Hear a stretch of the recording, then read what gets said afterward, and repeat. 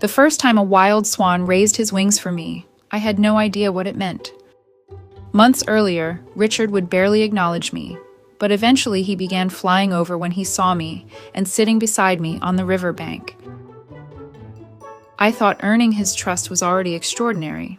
Then he and his mate, Honey Bunny, introduced me to their babies, and our friendship became something I never expected.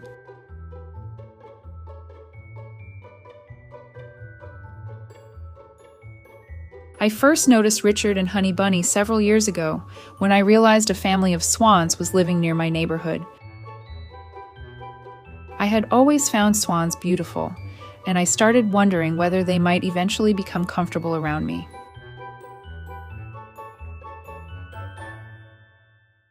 I began visiting them regularly, without really knowing if anything would come from it.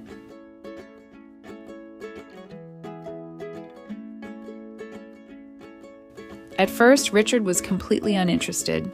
I could show up every day, and he would simply continue with whatever he was doing. I didn't try to force anything. I kept returning, spending time near the river, and letting him get used to seeing me.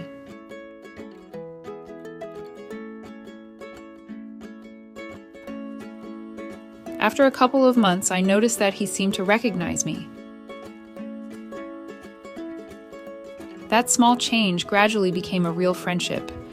Richard started coming closer, and eventually he would sit beside me on the riverbank. Sometimes he would gently nibble my fingers and look directly into my eyes. On other days, his mood could be completely different. Richard has always had two sides to his personality, and you quickly learn that everything depends on what kind of mood he's in.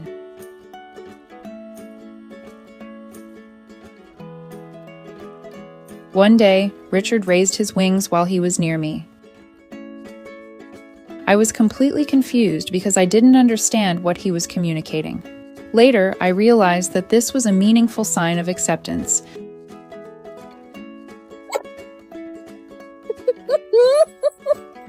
Sorry, Richard. After spending months simply hoping he would recognize me, knowing that he trusted me enough to behave that way felt incredibly special.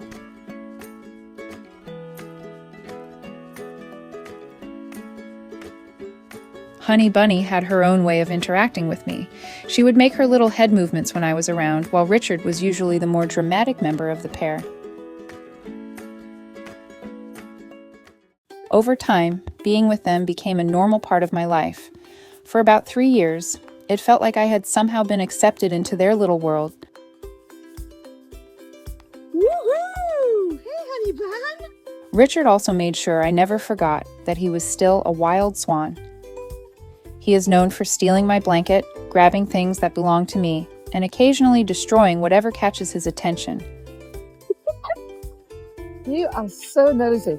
It's not yours. What are you doing? Yep. Sometimes I'll try to take something back, and he behaves as though I'm the one interfering with his property.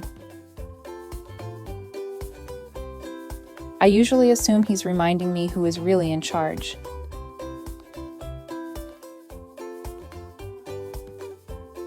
Then everything changed when Richard and Honey Bunny built a nest and laid their eggs.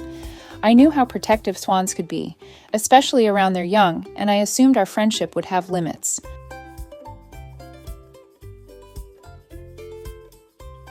Richard was always on guard, ready to chase away anything he considered a threat, while Honey Bunny stayed close to the nest and watched over the babies.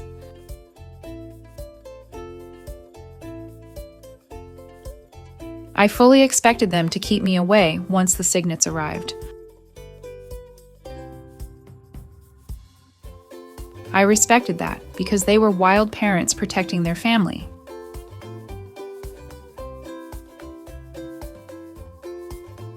Instead, as the babies became a little more independent, something remarkable happened. Richard and Honey Bunny allowed me to sit near them.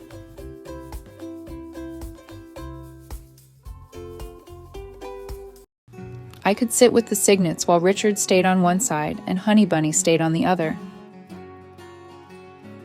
They were still watching everything around us and protecting their babies, but they weren't protecting them from me.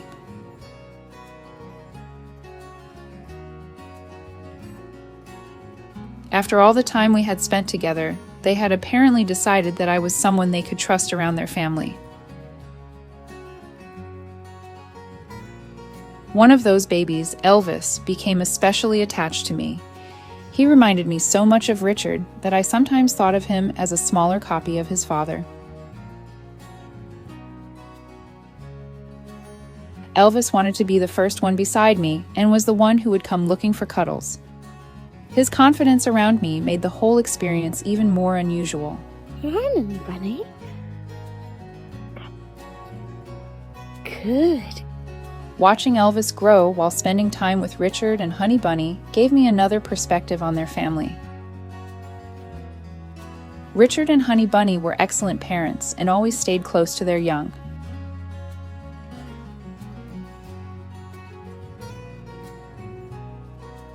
I was simply someone they had gradually accepted into the space around them, and being given that privilege by two wild swans was something I never took for granted.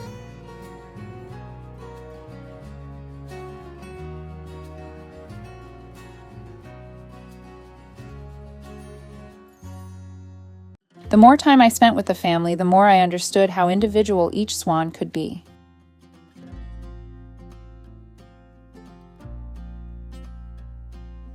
Richard could be affectionate one moment and difficult the next.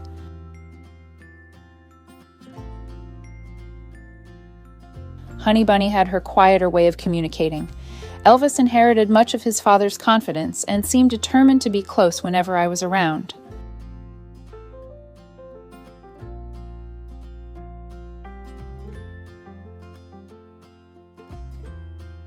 My relationship with Richard eventually changed more than just my daily routine. He became one of the reasons I started getting involved in swan rescue.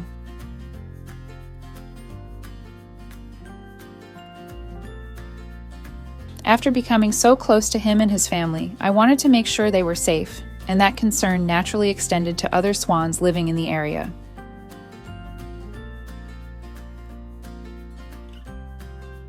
What began as a simple attempt to make friends with two wild swans became something much bigger. Richard taught me that gaining the trust of a wild animal takes time and patience, and that trust has to happen entirely on the animal's terms.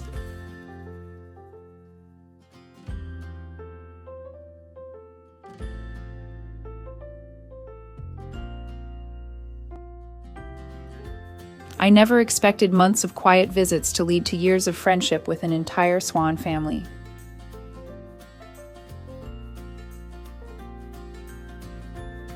Richard still has his moods, still steals things, and still likes reminding me that he is the boss.